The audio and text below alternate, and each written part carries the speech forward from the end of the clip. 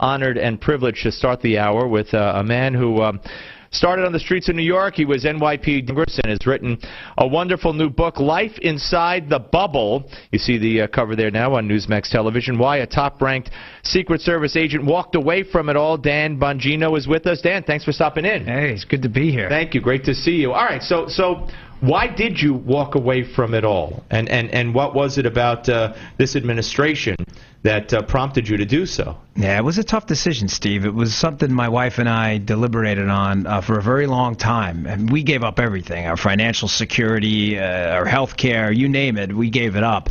And we're middle-class folks. You know, I can't dump $1 billion into a race to win. It was a long-shot race, but just seeing... Well, you're running in the 6th Congressional District in Maryland, which that's right. Out as a Republican. As a Republican, yes. In Western Maryland. It was tough, but it was really this patronage and punishment system that I saw in government. And I want to be clear, it's not a strict indictment of the Obama administration in general. It was more a 12-year, during my 12 years in the Secret Service, a 12-year disappointment. It's kind of like going to your favorite restaurant and you walk through the kitchen and you see the chef sweating in the soup. You never eat there again. Right. Well, it's the same thing being behind the scenes of government. It was really disappointing to see how it's just used as a patronage system and a punishment system, which is even more disturbing for those who aren't supporters. Well, first of all, explain when you left, you were protecting the president. That's right. So you were with him on a day-to-day basis, and you would accompany him wherever he went. Yeah, travel with him overseas, and I actually left from the Baltimore field office. Reason being, I left the president's detail in December of 2010, and I really did not want to incite any potential controversy by resigning from the detail, specifically to run for office.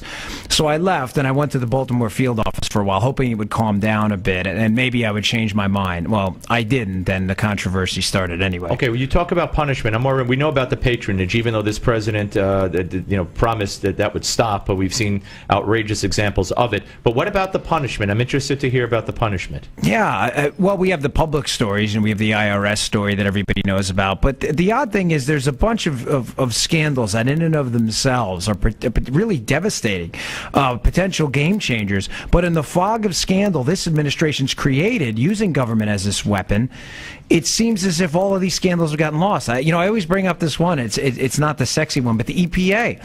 The EPA charging conservative groups, confiscatory amounts of money to get records and then waiving the fee for liberal groups. I mean, that's using government as an economic weapon against conservatism.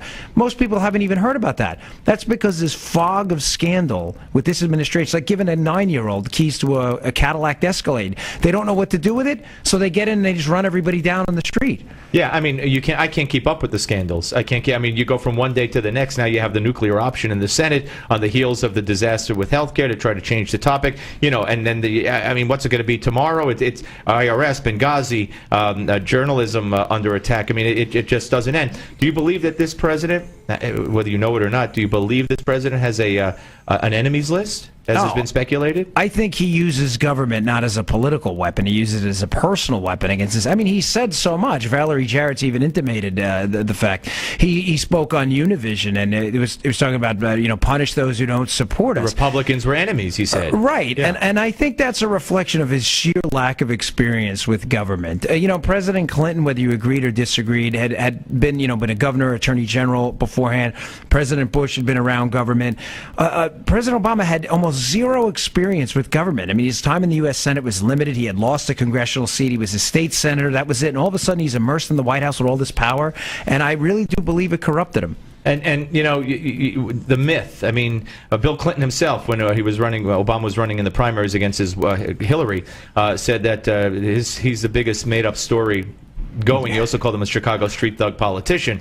Right. One of the made-up stories, apparently, and you know better than I, that he had received more death threats than any other president. I mean, what do you know about that? Yeah, I write about that in the book because it was, I believe it was a media effort to give them credit. They did debunk it. I think it was PolitiFact later on, but the story was just accepted as fact without any real critique.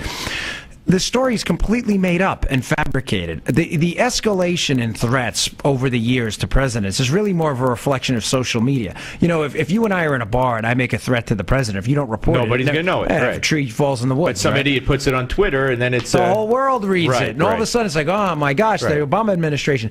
There's always an uptick in threats on a new president, and there's always an uptick in threats longitudinally. It fit their meaning. Because he's black. Right, because it was a racist country. Listen, Steve, we all know there are fools, there are racists everywhere. On both sides, on all sides, absolutely. But there wasn't some epidemic level of threat to President Obama that wasn't there with President Bush or President Clinton. We're talking to Dan Bongino. He is the author of Life Inside the Bubble, Why a Top-Ranked Secret Service Agent Walked Away from It All, here on the Steve Malzberg Show. What bothered you the most? I mean, compare the two men, if you would. President Bush, I saw him on Jay Leno yesterday or the other day, and I tell this story every time I see him. I sound like a square, like a fool, like an idiot. It brings a tear to my eye because I long for the days. Say what you want about the man. I believe that in his heart, he did what he believed was right for the country he loved. Tough decisions, man of faith, turned to his faith, but I don't doubt for a second he loved America. He wanted to do what was best for America. Now, I don't know what to think about Barack Obama. I don't know what he feels about America, although I have a good inkling. I don't think it's what George Bush feels. I don't think that he's doing what he feels is best for the country. I think he feels what he's doing what's best for his agenda. Most of America thinks he's dishonest and untrustworthy. I don't feel like he has our best interests at heart. Yeah, I think what the difference with President Obama is he does, and you alluded to this in your question, he does what's best for his ideology. And you know, there's all kinds of questions that always get brought up about him. And I'll tell you this, his religion is government on evidence. I mean, look, think about it in terms of the current debate on Obamacare, and this should prove my point. It's slapping you in the face right now how big government medicine can't possibly work. Technocratic medicine, bureaucratic medicine. It's a failure. It's all, even the mainstream media is all over him. Absolutely. And what does he do? Just like someone trying to tell you if you're a Christian, Jesus Christ didn't exist. It's your faith. It's his faith in government that despite the evidence, he sticks to it no matter what. He doubles down. But it doesn't matter. The penalty's not real for him. Right. He's got his own doctor in the White House. Right. The penalty's for us, Steve. We're the ones getting punched in the face. Let me ask you about his religion. I mean, I believe he's a Christian because he says he's a Christian. Yeah. You know, he joined a church and didn't take too much heat because McCain never brought it up and Romney never brought it up with Reverend Wright, who I think has a lot of race problems, and we could go into that, but we don't have the time. But Richard Wolff, who did a book on Obama's first term, or first campaign, big liberal, MSNBC, said that he only joined the church, Obama told him, for political expediency, to have street cred. He barely ever went to the church. Yeah. Is he a religious man in your view, Barack Obama? Well, you know, you don't meet them on a personal basis like that, so I really wouldn't know what he does on his own time in his residence. But I have to believe my impression of him is his religion really is government amongst anything else. That he believes in this this ideological quest for bureaucratic.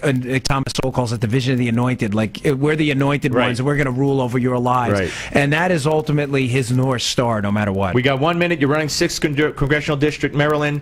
Your opponent sliming you. Now you're going to be slimed yourself for 30 seconds. They say, you don't want poor people to have health care. Yeah. Answer. And I fired back that it's odd that they're creating a system right now where second-tier medicine, poor people are going to get insufficient health care. So, ironic. You got a website people could contribute to your campaign? Yeah, please. It's bongino.com. bongino.com. It's almost like B-I-N-G-O, but bongino.com. That's right. Don Bongino, Life Inside the Bubble, Why a Top-Ranked Secret Service Agent Walked Away from It All. The book is chock full of wonderful behind-the-scenes stories that you definitely want to read and find out more about. I appreciate you coming up. Thanks Great to meet you. Nice to meet you. All right, folks.